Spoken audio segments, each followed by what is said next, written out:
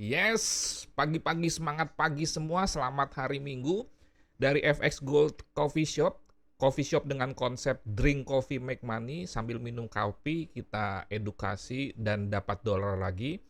Kembali kita berjumpa dan seperti biasa, hari Minggu saya akan share mengenai analisa fundamental, teknikal dan juga sentimental dalam kaitannya dengan market forex dan juga gold. Dan kita mulai dari analisa fundamental dari negara-negara yang mata uangnya kita tradingkan, kita langsung saja ke monitor.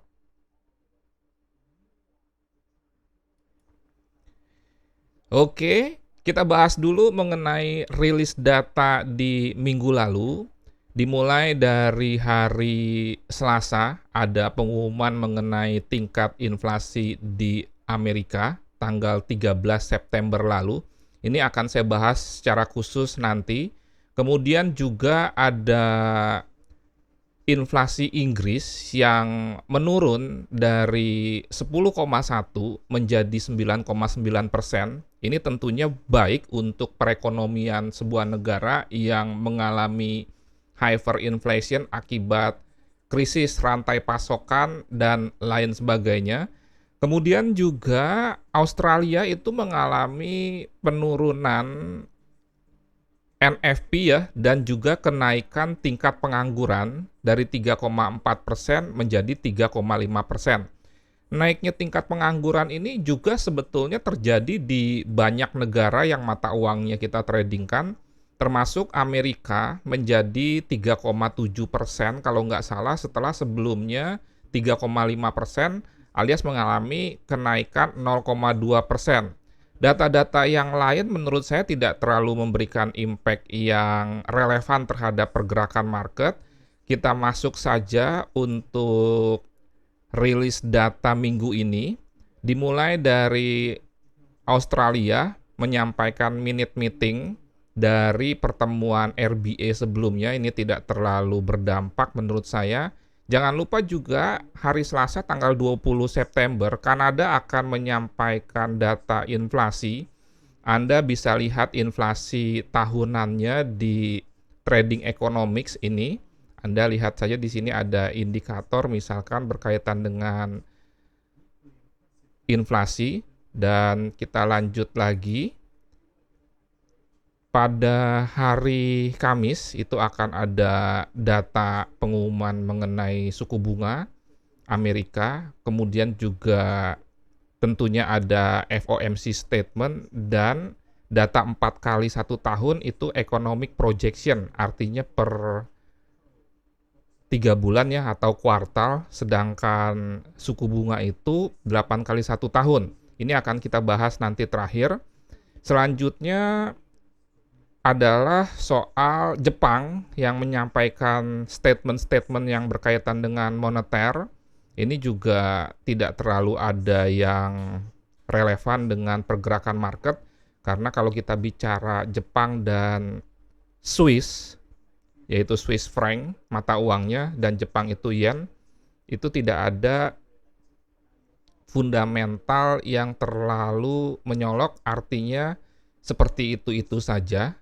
Selanjutnya juga jangan lupa, ini ada pengumuman suku bunga di Inggris. Jadi minggu ini akan ada 3 data pengumuman dari Bank Sentral, yaitu Amerika, kemudian juga Swiss yang diprediksi naik 0,75 ya, dari minus 0,25 menjadi 0,5%. Ini juga cukup menarik sebetulnya karena sudah lama Swiss tidak menaikkan suku bunga dan terkenal dengan suku bunga minusnya, tetapi di periode sebelumnya sudah menaikkan dan masih minus. Dan di periode ini jika misalkan data forecast ini benar, maka akan terjadi suku bunga positif. Jepang sendiri masih minus.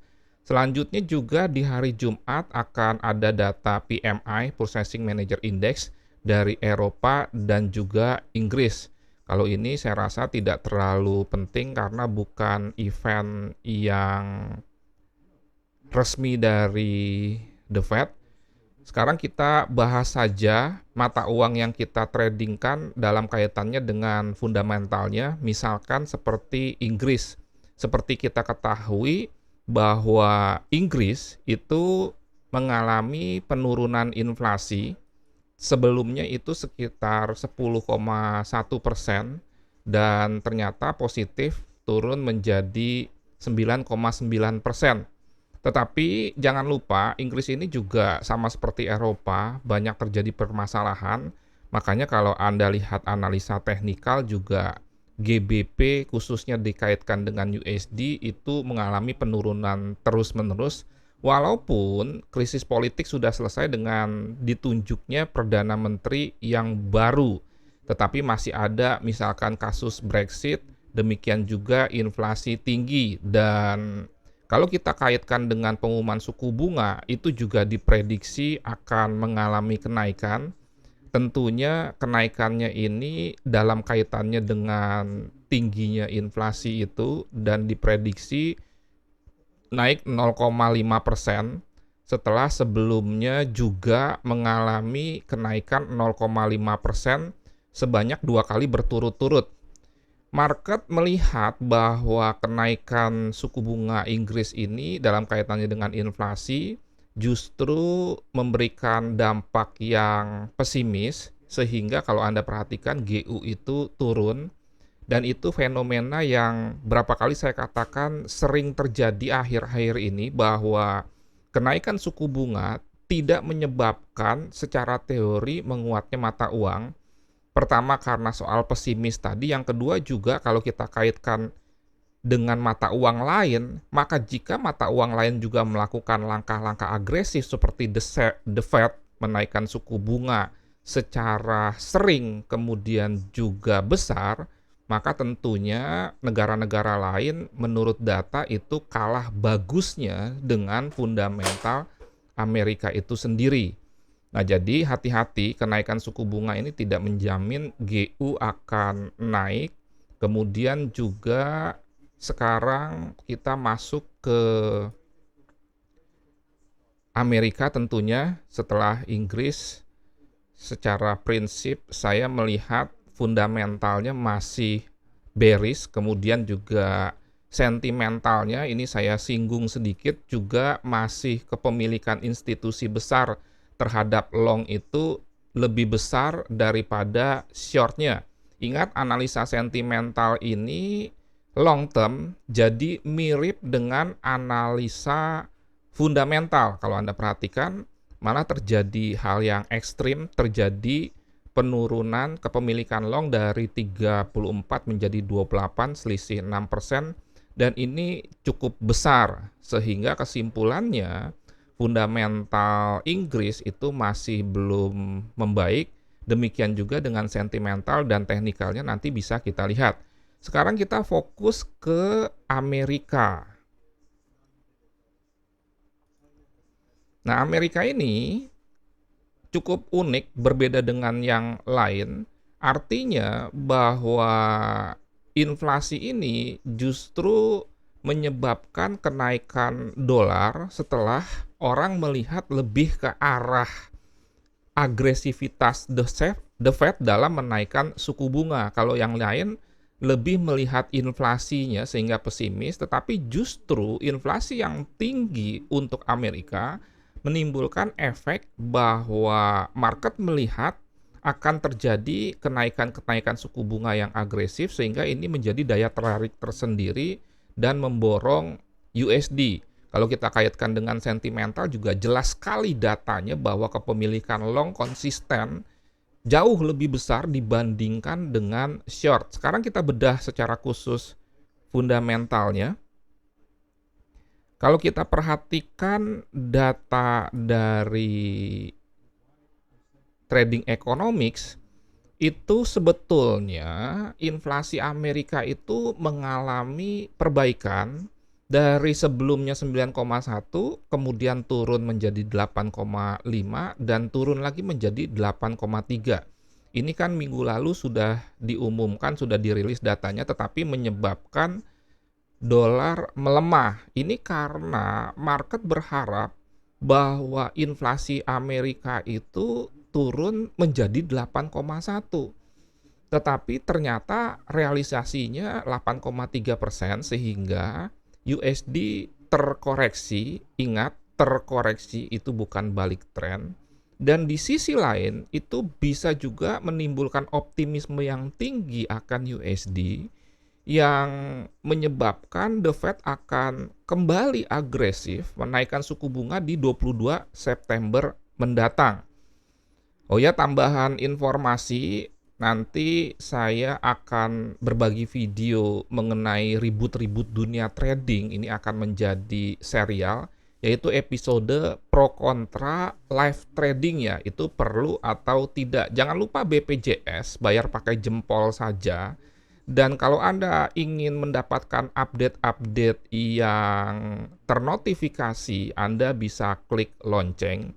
Dan tambahan informasi juga, saya bukan YouTuber ya, tetapi saya menggunakan media YouTube ini karena memang potensial untuk menyatakan yang benar, bukan sekedar enak didengar kepada publik. Dan sekali lagi saya tidak mengandalkan monetize, tetapi kalau memang Anda mensubscribe kemudian juga men-share, itu puji Tuhan dan terima kasih supaya lebih banyak lagi yang bisa mendapatkan informasi yang benar tentang dunia trading. Saya lanjutkan, jadi kesimpulannya sebetulnya inflasinya itu cukup baik.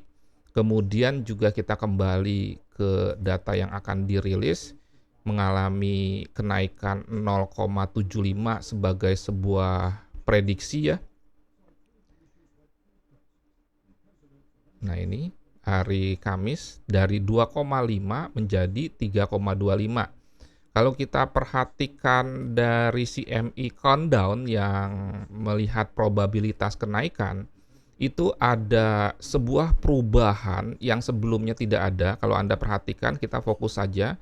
1 minggu yang lalu tidak ada probabilitas bahwa kenaikan suku bunga akan 75 basis point atau 0,75%. Tetapi ternyata 1 hari yang lalu itu ada 15% yang memprediksi dan saat ini mengalami kenaikan 3% menjadi 18%.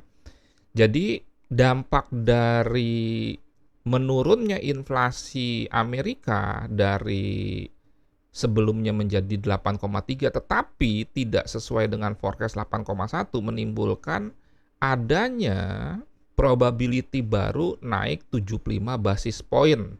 Ini yang saya katakan berpotensi menimbulkan USD kembali menguat. Kemudian juga perlu Anda pahami juga bahwa economic projection itu perlu untuk dilihat karena ini menggambarkan bagaimana pandangan The Fed terhadap ekonomi Amerika ke depan, yaitu yang di sini. Nah, kalau kita perhatikan ya, di periode sebelumnya, yaitu di 16 Juni, ini saya sudah buka. Nah, ini Anda perhatikan sekaligus saya juga sharing untuk membaca economic projection itu seperti apa. Ini pada Juni lalu diumumkan target dari GDP di akhir 2022 pertumbuhan ekonomi Amerika itu adalah 1,7%. Ini direvisi. Ada perubahan dari projection Maret itu 2,8. Jadi ini pesimis. Tentunya ini karena inflasi Amerika dan menimbulkan retail sales yang turun berpotensi menimbulkan juga tingkat pengangguran yang naik. Kemudian ini juga untuk unemployment rate-nya 3,7 dan benar pada NFP Jumat minggu pertama lalu pengangguran Amerika itu mengalami kenaikan dari 3,5 menjadi 3,7 padahal di Maret projection itu mengalami penurunan 3,5 sebagai sebuah target. Jadi ini dua-dua datanya ini mengalami realisasi yang negatif, termasuk juga inflasinya. Kemudian pada periode lalu itu target suku bunga Amerika di 2022 adalah 3,4%. itu mengalami kenaikan setelah sebelumnya diprediksi 1,9%. Saat ini suku bunga Amerika 2,5% dan kalau benar naik 75 basis poin menjadi 3,25, ini belum mencapai target. Belum juga mungkin saja dalam economic projection ini akan ada perubahan-perubahan. Jadi Anda harus perhatikan. Kalau nanti misalkan ada perubahan, ini contohnya di Maret 1,9 terus dirubah jadi 3,4 dan di misalkan tanggal 22 September nanti berubah lagi misalkan menjadi 4, maka dolar indeks berpotensi akan kembali menguat. Jadi maksud saya jangan fokus hanya kepada pengumuman suku bunganya, tetapi juga lihat economic projection-nya dan ini penting. Terutama di target kenaikan suku bunga ini dan data tambahannya adalah soal tingkat pengangguran ini dan juga tentunya GDP. Sehingga kesimpulannya bagaimana menghadapi market untuk USD secara fundamental di samping melihat memang tingkat kenaikan suku bunganya kalau benar itu menjadi 0,75 berpotensi membuat dolar menguat, tetapi jangan lupa faktor yang disebut dengan buy on rumor, sell on fact atau sell on news itu yang dilakukan oleh institusi besar.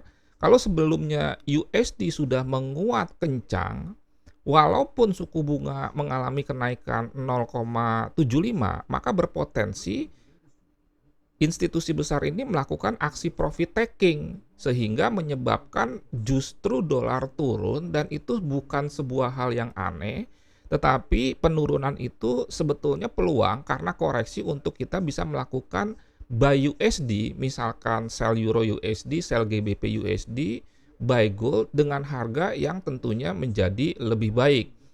Nah, kemudian juga nanti saya akan membahas di Euro USD dan gold bagaimana perbandingan di dua data pengumuman suku bunga sebelumnya yang sama-sama naik 0,75, apakah dolar indeks itu langsung menguat begitu diumumkan naik ataukah turun dulu.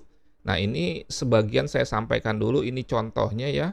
Jadi ternyata ini setelah mengalami kenaikan terjadi pengumuman suku bunga dia turun, ini juga terjadi pengumuman suku bunga malah turun. Sehingga sekali lagi saya ingatkan, bukan hal yang aneh kalau misalkan jika suku bunga benar naik 0,75 tetapi USD-nya turun dan itu merupakan sebuah koreksi dan diulang lagi, economic projection juga perlu Anda perhatikan.